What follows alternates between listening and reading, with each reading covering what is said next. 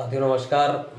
मैं कमलेश लेखपाल आज चर्चा करूंगा जो जनहित गारंटी योजना के तहत जो हमारे प्रमाण पत्र होते हैं आय जाति निवास ये किस तरह बनाए जाते हैं इसके बारे में मैं पूरा विवरण बताऊंगा। जैसे इसकी पूरी जानकारी अभी तक ग्रामीण क्षेत्र में इतना प्रचार प्रसार होने के बाद भी नहीं पहुंच पाई है, तो मैं सभी को बताना चाहूँगा। इसमें एक प्रोसेस ये होता है जाति निवास के लिए, जो हमारे गांव क्षेत्र में जनसेवा केंद्र खुले हुए हैं इन पे जाके हमको पहले उस प्रमाण पत्र के लिए ऑनलाइन करना होता है। ऑनलाइन के लिए हमको दो चीज़ों की आवश्यकता होती है मैम।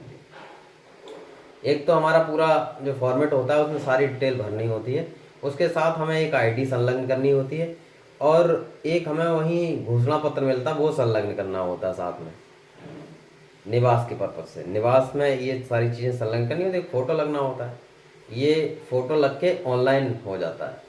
हमारा आय भी इसी तरह ऑनलाइन होता है, जाति भी इसी तरह ऑनलाइन होता है और इसी तरह निवास ऑनलाइन हो जाता है। अब समस्या आती है जाति में। जाति प्रमाण पत्र में क्या समस्या आती है कि जाति प्रमाण पत्र जो होता है किसी की भी जाति जो है उसके पिता के अनुसार जाति तय की जाती है। ऐसे ही जैसे जब महिलाएं शादी हो जाती है तो वो अपने ससुरे में चली जाती हैं, तो उनका जो जाति प्रमाण पत्र होता है वो ससुर के यहाँ ना बन के उसके जो मायके की जो होती है रिपोर्ट, उसके पिता की जो जात होती है उसके अकॉर्डिंग बनता है। तो महिलाओं के जात प्रमाण बनाने के संबंध में एक कंडीशन है कि जैसे अगर आपको या तो आपका पुराना जात प्रमाण पत्र हो वो उसमें साथ में संलग्न करें। अगर पुराना जात प्रमाण पत्र नहीं है, पुराना भी जात प्रमाण पत्र जो ऑनलाइन वेरीफाई हो रहा हो वो बहुत ज़्यादा पुराना नहीं, और अगर नहीं है तो आप मायके की अपनी जात प्रमाण पत्र जात की रिपोर्ट वहाँ लाके उसको संलग्न कर दें। उसको संलग्न करने के बाद आप अपना ऑनलाइन करा दीजिए। और जो इसके लिए एक नियमित फीस होती है जनसेवा केंद्रों पे, ऐसा नहीं है कि कुछ भी फीस वो मांगते हैं कुछ भी आप दे देंगे। इसकी एक नियमित फीस होती है 20 रुपये, किसी की 30 रुपये, 30 रुपये शायद अब फीस हो गई है इसकी। तो जो नियमित फीस है वो उनको दें और बाकी आप अपना ऑनलाइन कर दें। एक विधिवत टाइम होता है। इस जैसे कागज़ आप ऑनलाइन करेंगे जनसेवा केंद्र तो पहले सबसे पहले कागज़ हमारा जो जात और आय है ये पहुंचेगा तहसीलदार महोदय के पोर्टल पे। और ये तहसीलदार महोदय के पोर्टल पे पहुंचेगा तो तहसीलदार महोदय के पोर्टल से तहसीलदार साहब अपने पोर्टल से ये जिस लेखपाल क्षेत्र का है उसको ये फॉरवर्ड कर देंगे। जब उसको ये फॉरवर्ड कर देंगे तो जो हमारे लेखपाल साहब होते हैं क्षेत्र के वो इसकी जांच करके इसको रिपोर्ट लगा देंगे। जब रिपोर्ट लगा देंगे तो फिर से ये कागज़ जो है हमारा तहसीलदार साहब के पोर्टल पे पहुंच जाएगा। जब तहसीलदार साहब के पोर्टल पे फिर से ये कागज़ पहुंचेगा तो इसको तहसीलदार साहब इसको वेरीफाई कर देंगे। जैसे ही वेरीफाई करेंगे तो फिर से ये कागज़ वहीं जहाँ से आपने ऑनलाइन किया था जनसेवा केंद्र पे पहुंच जाएगा और वहाँ से आप आराम से इसको निकलवा सकते हैं।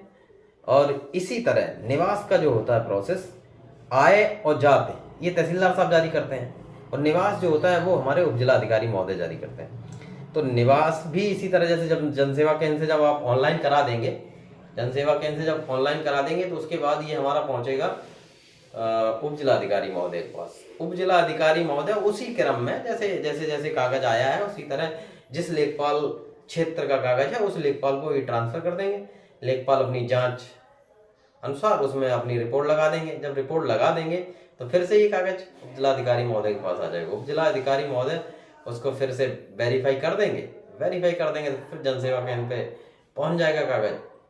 तो वहाँ से आप अपना इस कागज़ को निकाल सकते हैं। निकालने आराम से, कोई दिक्कत नहीं होगी। मैंने देखा है इसमें भी बहुत बार परेशान घूमते हैं लोग। परेशान इसमें कतई होने की ज़रूरत नहीं है। आप जनसेवा केंद्र पे जाइए, प्रॉपर जो डॉक्यूमेंट है वो उनको साथ में संलग्न करिए, ओरिजिनल कोशिश करिए ओरिजिनल डॉक्यूमेंट संलग्न करें, जिससे उसमें जो संभावना ये रहती है कि कुछ लोग इसमें फ़ोटोकॉपी में थोड़ी चेंजिंग कर लेते हैं, इस वजह से दिक्कतें होती हैं।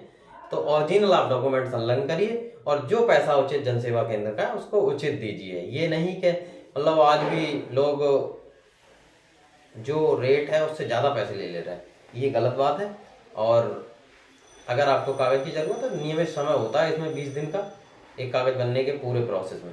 7 दिन का समय जांच के लिए मिलता है, इसी तरह पूरा समय होता है 20 दिन का।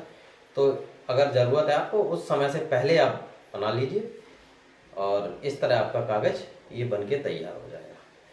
मुझे ऐसा पूरा विश्वास है कि आपको ये सारी जानकारी अच्छी लगी होगी, क्योंकि इससे पूरी आपको जानकारी मिली किस तरह बनता है। लोगों को यही नहीं पता होता बनता कैसे कागज़। कागज आप ऑनलाइन करा देंगे, एकदम से अपने लेखपाल को कहने लगे मेरा कागज नहीं लगा, मेरा कागज नहीं। इसका ये पूरा चरण जो क्रमबद्ध था वो मैंने आपको बताया। मुझे ऐसा आशा और पूरा विश्वास है कि आपको ये वीडियो बहुत अच्छी लगी होगी। तो मुझे केवल आपसे एक ही अनुरोध है, इस वीडियो अगर अच्छा लगा तो इसको लाइक करें, शेयर करें, कमेंट करें। बहुत बहुत धन्यवाद आपका।